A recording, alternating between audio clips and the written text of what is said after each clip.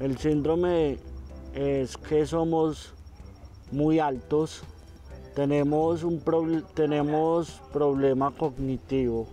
En algunos casos es grave, en algunos casos, por ejemplo, pueden desarrollar su vida normal, como todo síndrome.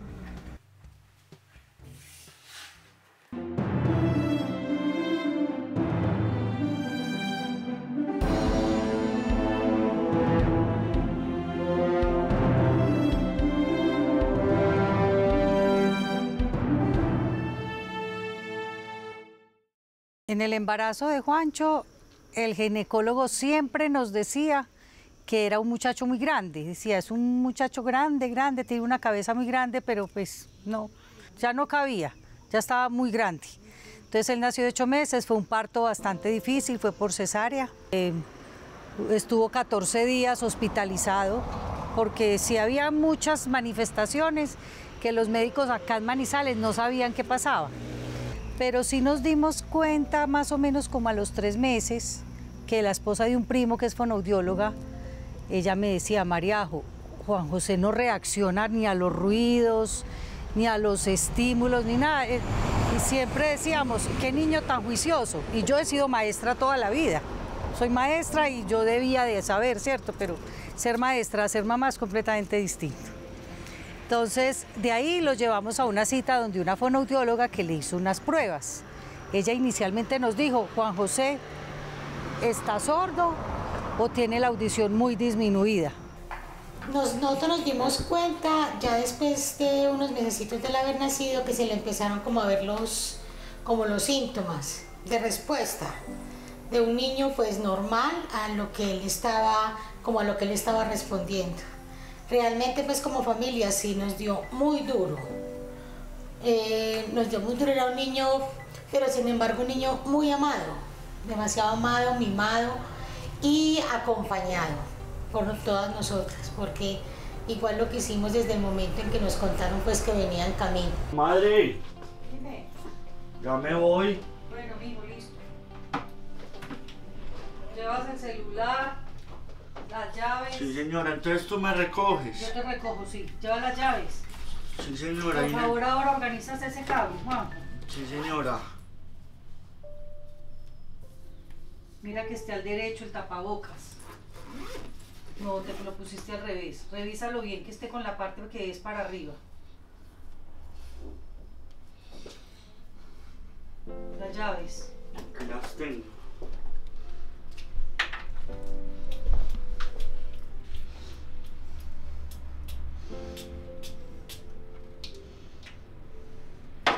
Chaqueta. Ay, me la voy a poner más. Porque la otra está mojada. Ajá. O sea, a las 12 te recojo y a las 4 vuelves a empezar, ¿cierto? Sí, señora.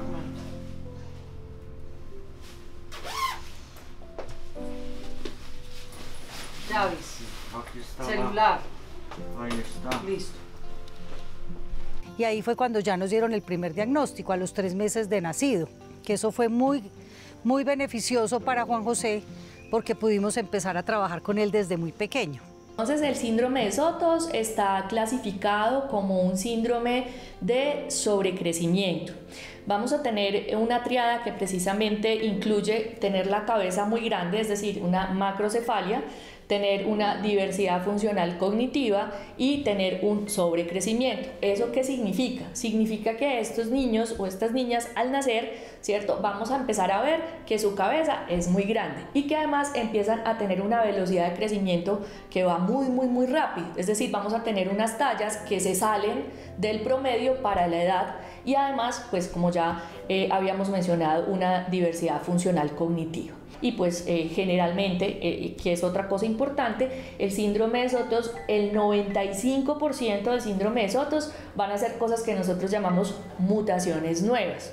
Eso significa que los papás son completamente sanos y en ese bebé se me dañó un gencito que es el que ocasiona el SOTOS, y a partir de ese individuo, ¿cierto?, empezamos un patrón de herencia autosómico dominante. Eso significa que a partir de esa persona con SOTOS, ¿cierto?, si quedase, digamos, si tuviese hijos, los hijos tendrían un 50% de probabilidades también de tener el síndrome de SOTOS.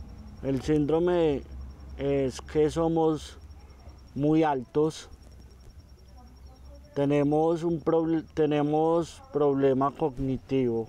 En algunos casos es grave, en algunos casos, por ejemplo, pueden desarrollar su vida normal, como todo síndrome.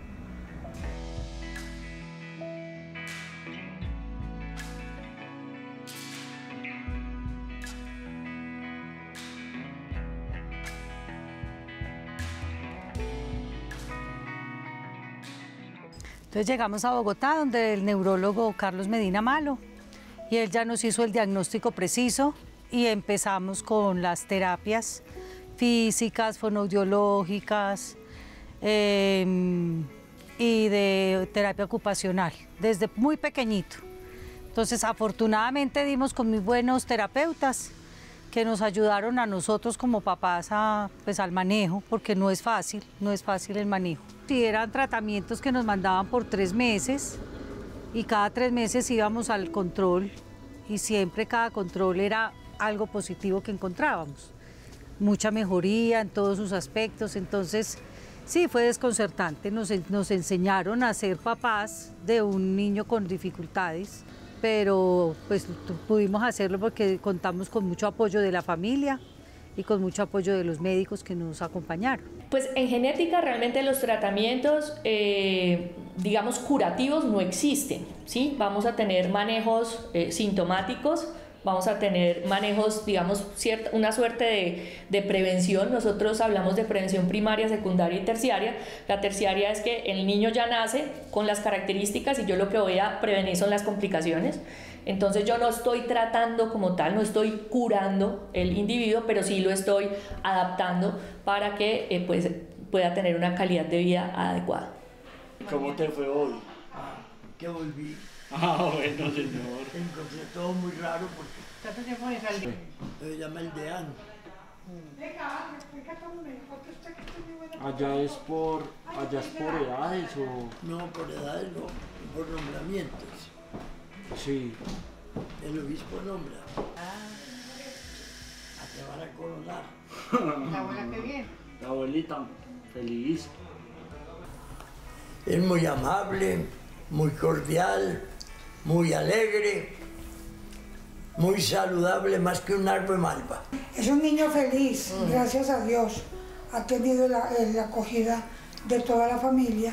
Nosotros lo hemos querido mucho.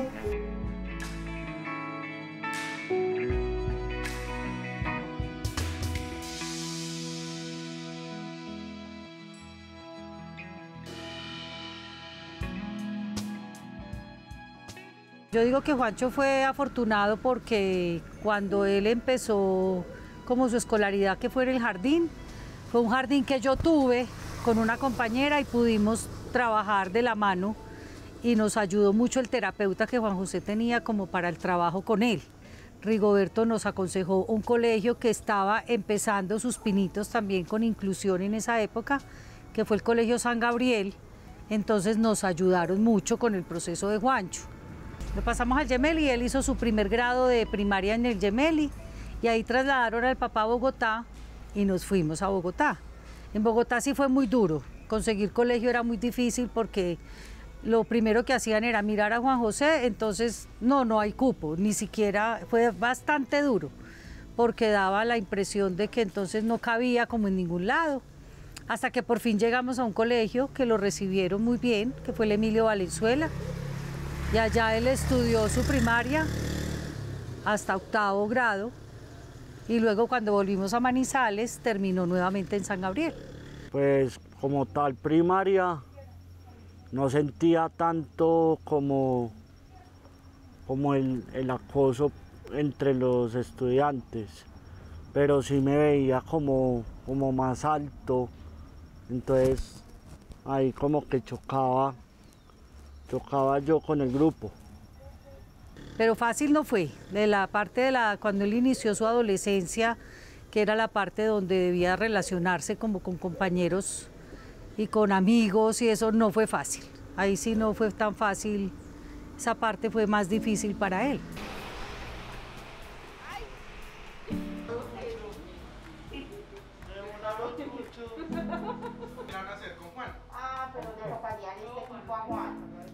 Bueno, Juan José en el punto, él es muy cumplido, pues llega a tiempo pues para laborar, conversamos, atiende muy bien a la gente, con respeto siempre, se dirige a ellos. No hay que tratarlos así, pues que porque es así entonces con discapacidad, entonces lo vamos a hacer a un lado o que lo vamos a rechazar, no. Antes hay que darle más confianza, tratarlo normal como cualquier otra persona. Pues al principio como que no me afectaba mucho. Ya fui llegando al bachillerato y ahí empezó el problema del bullying y que no entendía algunas cosas de las materias. Entonces empecé con el psicólogo, con psicología, y ya, y gracias a Dios tuve el apoyo de mis padres y de los del colegio para afrontarlo. Han habido momentos difíciles en los que Juancho se ha sentido frustrado, atacado, que no lo han sabido valorar, claro, porque entonces él quiere tener su grupo de amigos, pero no fue acogido hasta que él aprendió que no necesita amigos, sino realmente la gente que lo quiera y lo acepte como él es. No necesita tener amigos para salir a parrandear ni para nada, sino que lo acepten tal cual es.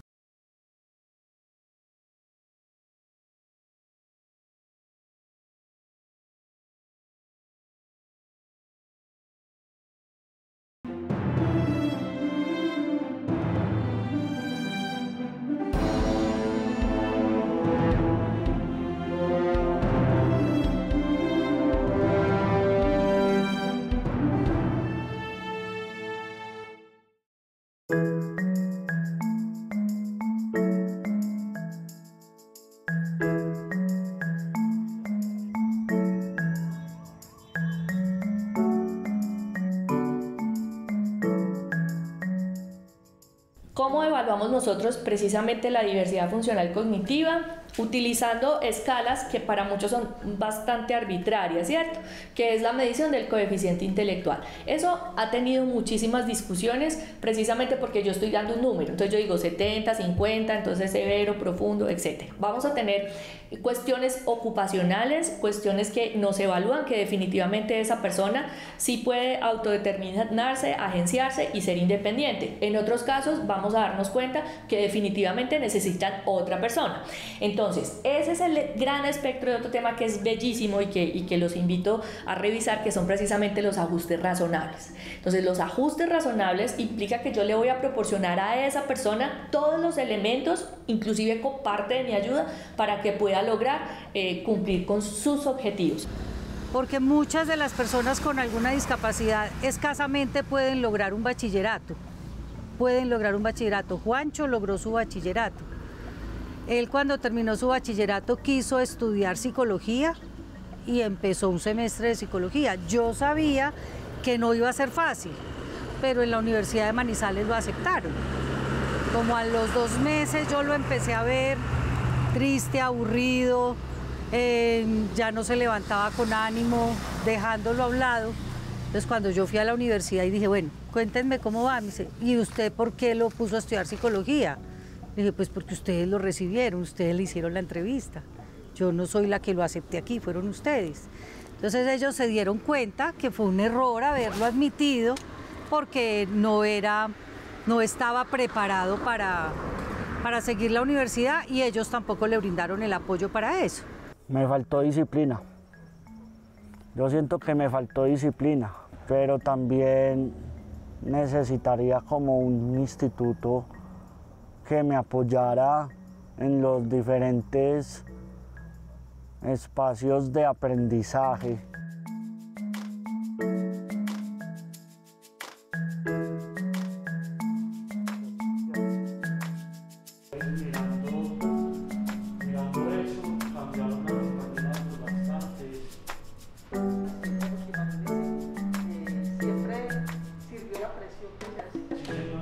Pues Juan José ingresó al taller de formación laboral 1, donde se le trabajan las competencias laborales para que él se fortalezca y potencialice todas esas capacidades y se pueda desenvolver en su medio. Él inició pues con dificultad en ese proceso de capacitación laboral porque pues el no acatamiento de normas, a veces no quería pues tener esas condiciones que exigía el espacio. Por ejemplo, si ella tenía que tener una posición de pie durante 4 horas, pues siempre manifestaba cansancio, decía que no. Yo no veía como un futuro definido qué íbamos a hacer porque no había claridad. Pero en ESEDER, afortunadamente, pudieron hacer un trabajo muy bueno con Juancho, donde lo fueron como organizando, lo empezaron a organizar en la parte disciplinaria como de los tiempos, de que lo que empieza se acaba, porque la mayoría de los muchachos con algún tipo de dificultad son muy inconstantes para las cosas. Y como les toca tan difícil que casi en todas las veces que empiezan algo fracasan, entonces se vuelven muy intolerantes. Entonces en el CEDER fueron muy pacientes y él fue avanzando. Porque yo empecé siendo un 0 a la izquierda en el grupo, allá en el CEDER, y terminé siendo el líder de ellos. Entonces, ya cuando me llamaron a las entrevistas y todo eso, ellos mismos fueron los que me dieron la fortaleza. Hágale, Juan José, que usted puede. Los mismos compañeros me decían, hágale, que si usted le va bien, a nosotros nos alegrará mucho que a usted le esté yendo muy bien, porque eso nos abre puertas a nosotros, nos decía. Hasta que le dieron la opción de presentar entrevistas, presentó como 2 entrevistas. Una fue en una empresa, creo que era de platanitos, y presentó la entrevista en Su Suerte.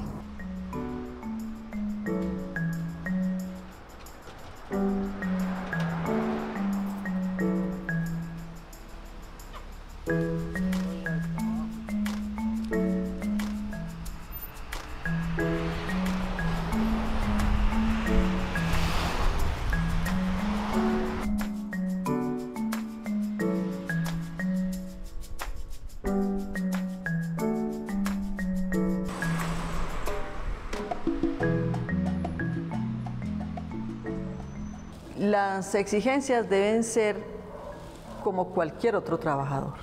O sea, cuando el joven llega a la vinculación laboral, no debe ser una carga para la empresa, sino debe ser una persona que aporte y sea productivo a esa institución.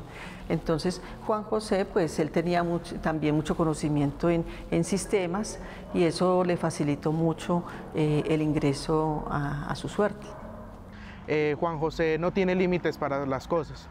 Juan José es una persona que desarrolla su trabajo espectacular, un excelente compañerismo, un excelente rendimiento frente a las ventas, pues que también lo vemos en la empresa, pero más que todo a Juan José lo llevamos con toda la parte como ser humano, toda la parte que él necesite de apoyo de nosotros como jefes de zona y como la familia Su Suerte le podamos brindar a Juan José.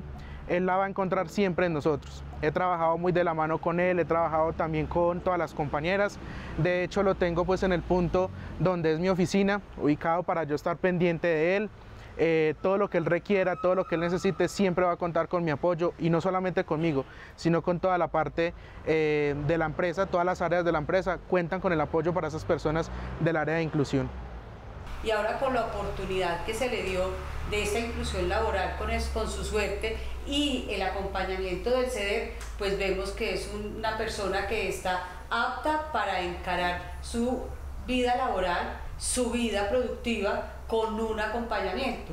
Eso es lo más importante, siempre rodear a las personas que tienen algunas necesidades especiales y que tienen unos potenciales especiales, pues acompañarlos durante todos sus procesos. Eso pienso que ha sido muy clave dentro de todo lo que ha sido el proceso de Juan José.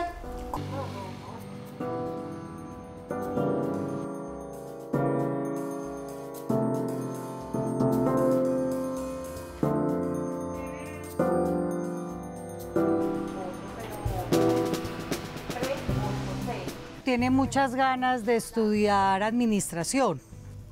Habría que mirar qué tipo de acompañamiento se puede hacer ahí, y a él le ha ido bien en el proceso, pero la verdad yo no sabría, pero sí, no sabría qué pasaría, ¿cierto? Pero capacidades sí le han visto en la empresa porque él ha logrado hacer todo eso y él me cuenta de esas rifas que hacen y yo no entiendo nada y él las maneja a la perfección. O sea, muchas habilidades se le han despertado que vemos que es capaz de manejarlas, pero eso ya en el momento que él arranque habría que mirar cómo le iría. Se me dificulta un poco más que de lo normal la matemática, pero desearía seguir estudiando administración de empresas. Entonces faltaría ver el apoyo que me brindara la misma empresa y la misma universidad a la que entrara. Ese es el proyecto de él y siempre va a contar con mi apoyo, y desde la empresa de gestión humana va a contar con el apoyo para que él pueda estudiar y poder trascender en la empresa, que él me dijo que si también podía ser parte de líderes en la empresa. Como nosotros tenemos oportunidad de hacer carrera tanto personal como profesional en la empresa, él también tiene las puertas abiertas para estas oportunidades. ¿Quién más va a tomar un guarapazo? Se pegó una caída por Tommy. Y el muchacho que habló era un sobrino. Quiero su independencia, quiero que sea independiente, que no dependa tanto de mí para las cosas, que pueda llegar a vivir solito con su parte económica, que ojalá encuentre una persona que lo pueda querer tal como es él y pueda formar su hogar. Sería rico, a mí me gustaría que pudiera formar su familia, me parecería muy bueno, y que siga para adelante siendo una persona honesta y honrada como ha sido hasta ahora. Y que él trascienda, que él quiera cumplir sus sueños, como me los ha dicho, que él quiere trascender en la empresa. Es muy dedicado y quiero que trascienda mucho más allá de lo que él pueda soñar.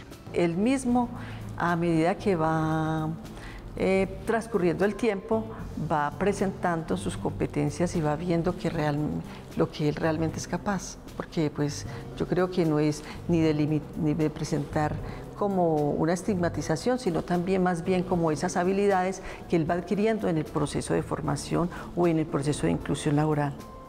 Yo lo veo liderando cosas grandes, yo lo veo liderando movimientos dentro de la empresa, movimientos para poder traer niños a hacer la inclusión laboral, porque él ya sabe qué es eso, él ya ha padecido todo el proceso de lo que es una inclusión y las dificultades. Yo lo veo a él como esa persona que le va a dar a nosotros la capacidad de decir, sí, yo puedo. Porque la recarga ya le